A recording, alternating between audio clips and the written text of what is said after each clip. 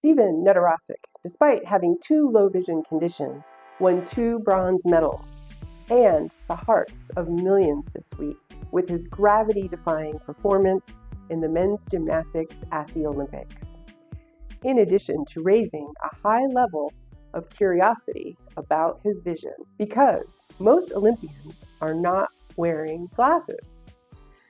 So what tips can be learned from an Olympic athlete for everyday people who have a significant visual impairment? Hello, my name is Roxanne, and I'm a certified low vision therapist. And before we get to those tips later in this video, first, let's have a little better understanding of Stephen's visual conditions and how that impacts his daily life. After his amazing success on the pommel horse, Stephen was interviewed with teammates on the Today Show and had to borrow Hoda's sunglasses. Why was that? One of Stephen's eye conditions is coloboma that results in light sensitivity and often photophobia with actual pain from too much brightness. In Stephen's case, it's hereditary, and part of his iris is missing, so his pupils are always dilated. Everyone's pupils are actually just holes, and they look black because it's dark inside the eyeball, until light is introduced. That's how red eye happens in flash photography, reflecting the red of blood vessels inside the eye. Anyway, the job of the iris is to contract the pupil as needed, depending on the brightness around. Without this, Stephen's pupils are always dilated and allow all the light in any environment that causes discomfort, like with many other low vision conditions as well. The other eye condition Stephen has is strabismus, or a misalignment of his eye gaze. A misalignment could be pointing inward or outward or up or down.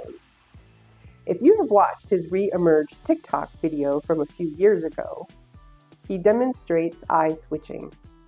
In other words, he is using each eye independent of the other. This is also known as binocular vision. Think of when using a pair of binoculars and each eye has its own funnel of sight.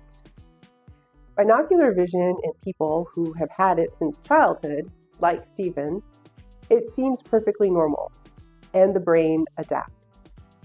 However, for adults acquiring binocular vision later in life due to a visual impairment or stroke or brain injury, it can cause double vision.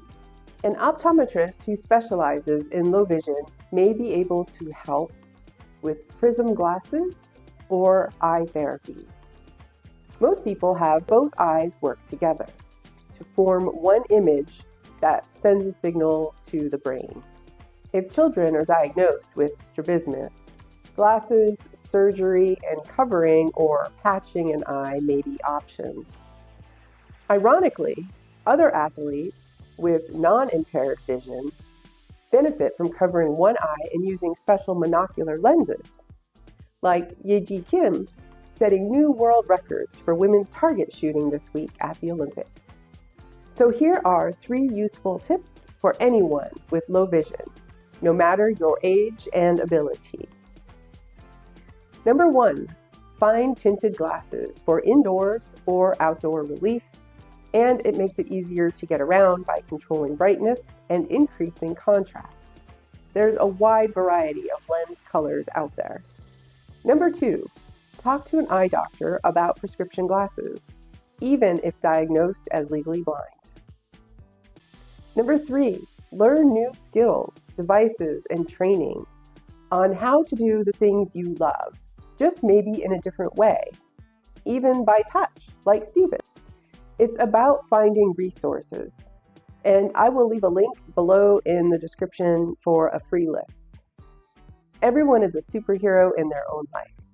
And to learn more about the first things to do after a low vision diagnosis, you can watch this video next. Until next time, remember, less sight does not equal less life.